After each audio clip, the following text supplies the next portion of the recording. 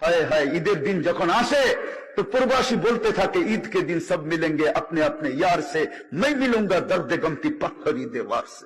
प्रवासी যখন ঈদ আসে না, হায় হায় আজকে তো ভিডিও কল।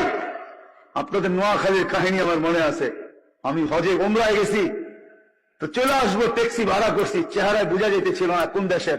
আমি বসেছি, আমি মনে করছি ইন্ডিয়া পাকিস্তানের হবে, নাদুস নতুন চেহারা সুন্দর। তো আমি উর্দুতে জিজ্ঞাসা করলাম তোমার বাড়ি কোথায়? বাংলাদেশে। তাহলে আমি বললাম তোমার সাথে তার উর্দু বলে কোনো দরকার নাই। কোথায় বাড়ি? কয় নোয়াখালী। কতদিন এখানে? 25 বছর। বাড়ি গেছো কয়দিন পর পর বাড়ি যাও? 2 থেকে 3 বছর পর। আমি বললাম মাইনা নিলাম 2 বছর পর, তাহলে 25 বছর আপনি 12 বার বাড়ি গেছেন, ঠিক না? তো বলে হ্যাঁ হুজুর তাই হবে। তাই বললাম যে আপনি তো জীবনের কোনো মজাই দেখেন নাই। বছরে 25 বছরে 12 বার বাড়ি গেছেন। 2 মাস থেকে 3 মাস ছিলেন, 36 মাস। 3 বছর আপনি বাড়িতে ছিলেন, 23 বছরই আপনি বাহিরে আছেন। লাইফের তো কোনো মজা আপনি বোঝেন নাই। হয় হয় আমি জানি না আমার কথার ভিতরে যে বিষ মাখানো ছিল।